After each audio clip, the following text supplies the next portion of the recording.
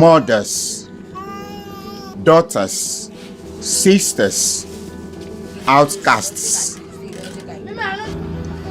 Meet the sex workers of McKinney, Serra Leoa. For the daughter, they not pay you, beat you, rape you, then this, and then they call sex worker. It's a job that can cost them their life.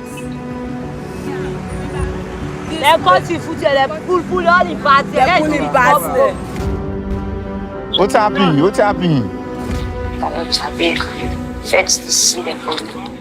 This is a story of a group of women striving for a better life. But is there any hope?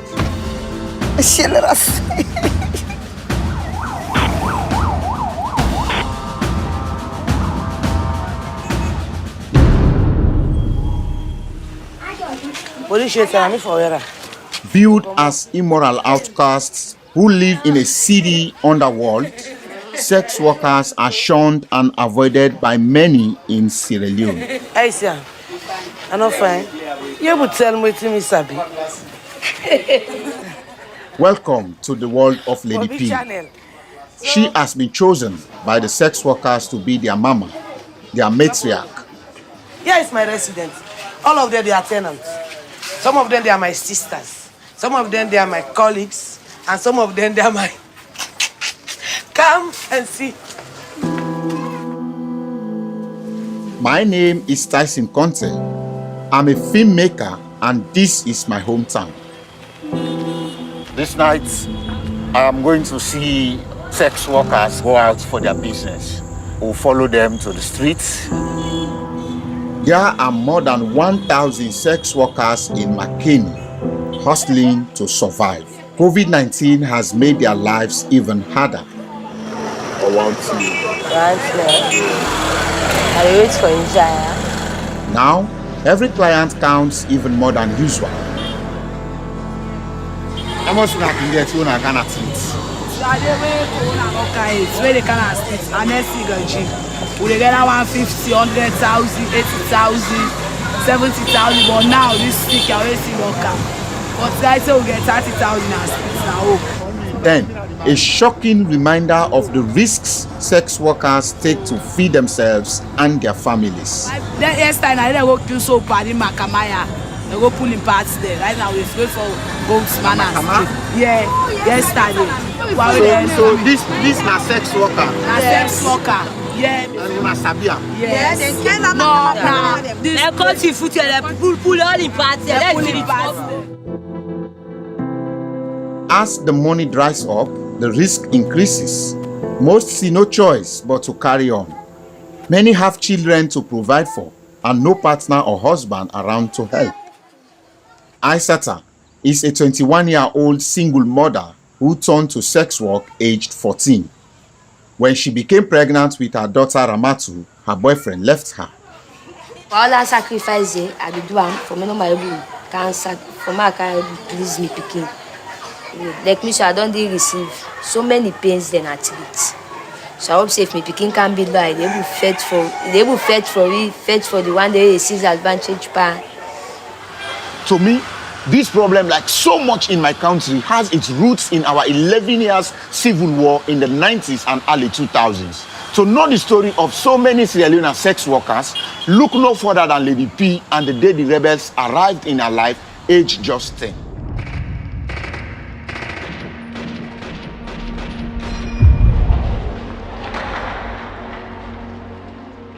I didn't pay me, me and see them kill them. You cut this into the land, so they cut this into. That is if I know so much. I began that the way made me.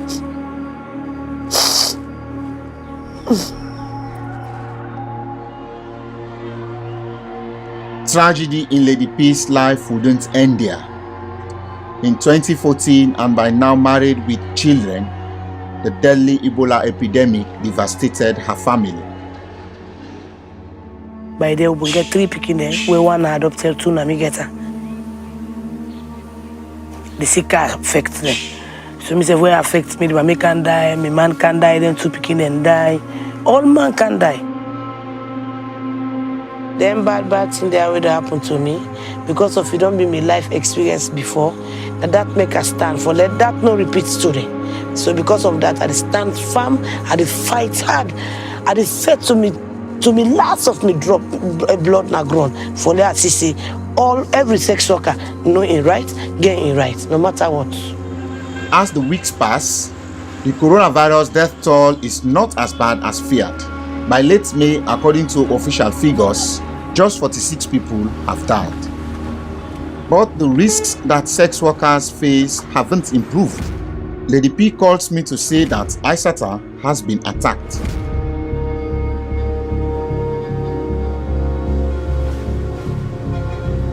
Well, the man go meet me in a club. I didn't take me clothes in chair and the clothes. They put me money in at 200,000. So now they would be fed. I the fed time for my common I do when take the gun. Because I can't kill me now. Not only does Aissata say her attacker was a police officer, but it was not the first time he'd allegedly beaten her up and robbed her. After a few weeks, Aissata decides to take the police officer to court with the backing of Lady P. But there is a problem, a big problem. Aissata has gone missing. She hasn't even returned to look after her young daughter. Days pass with no sign of her. There are rumors she could be in the capital, Freetown. With no other leads, Lady P and I go there to look for her. I understand say they didn't have to her.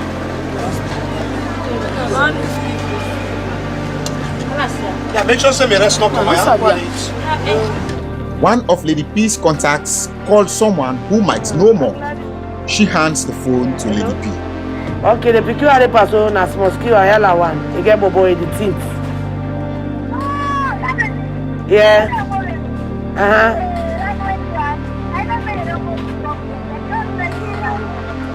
They don't go. He say we not doing it. Say just no more than count. They say boy, they say they get program. They get woman. They go na banjo. So they make them go there. It appears Aissata has been trafficked more than 1,000 kilometers to the Gambia's capital, Banjul, notorious as a sex tourism hotspot. Na foster. Na foster. Foster. No go. 2 months pass with no contact from Aissata. I'm seriously starting to fear the worst. And then out of the blue, Aissata gets in church. Desperate voice messages and photographs trickle in from a number in Mali.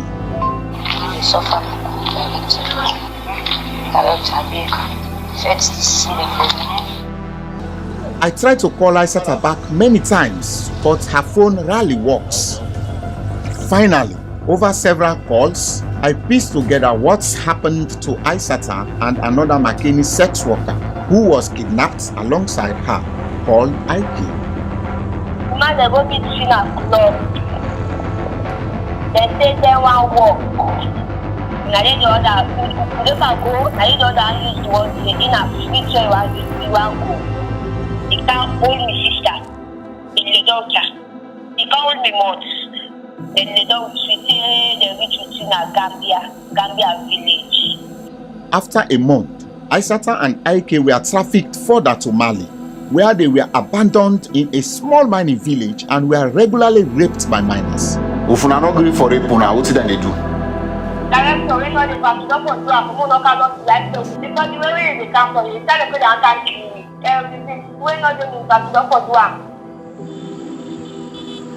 I managed to track down Ike's mom, Kadiatu. She has not heard from her daughter for months. Maps kapapa biagbats ang teralom pagbili opiara piali aneko keratama lom ngal tene nko teralom 2 days beka 3 days before chena kal diro odir no shit mines baati arrangement mine cheka book chian konto fuli ande rampo Konkin kono ba ni berai konkin asio ya ono tunoro mine biange kono bendi Resti di kalau butuh lah kalau kurma siapa ke pakai menang ke Carrefour.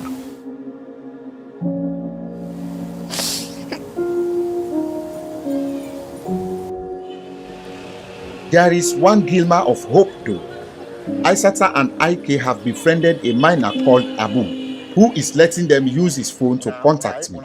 He has agreed to help them get back home. I contact a Malian journalist, Mamadou Tapili. He calls Abu and locates the village. It's an hour's drive from the town of Keneb. I wait nervously with Kadiatu, Ike's mom, as Tapili finally arrives at the spot where he's arranged to meet Abu. Aou.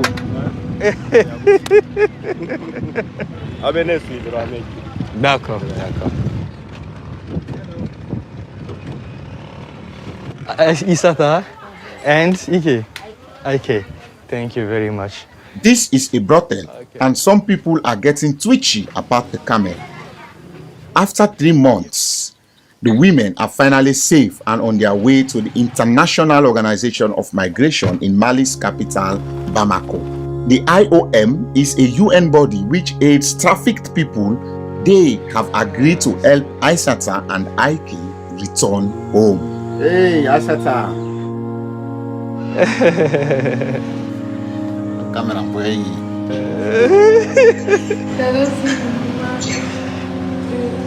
Aceleras.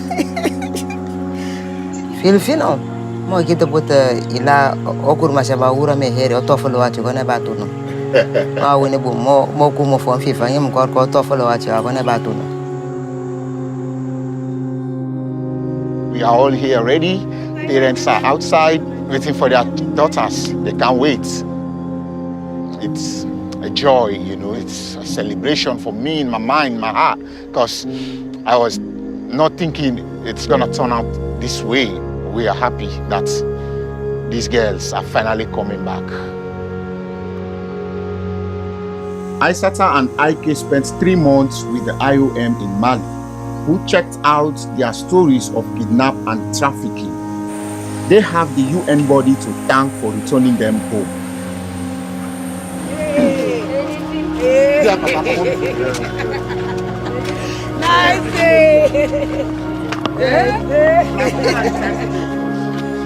These lives that we are almost lost, we regain them. They come back to the family. Today the mothers have their daughters and the daughters have their mothers back. The question is, what kind of life will await them now?